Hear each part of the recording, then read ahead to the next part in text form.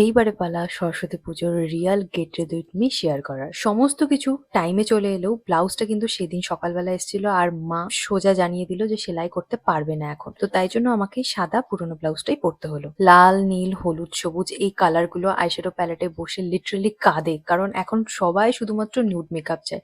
তো ভাবলাম আমি নিজেই ইউজ করিনি। তো আই মেকআপটা নিয়ে আমি খুব একটা বেশি কনফিডেন্ট ছিলাম না, বুঝতে পারছিলাম না কিরকম কি দাঁড়াবে।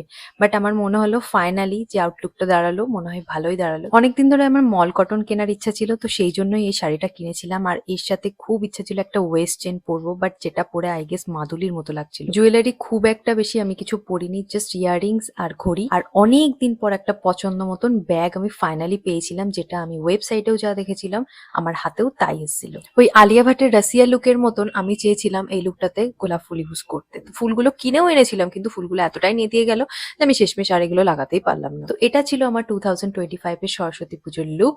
আই হোপ তোমাদেরও ভালো লেগেছে।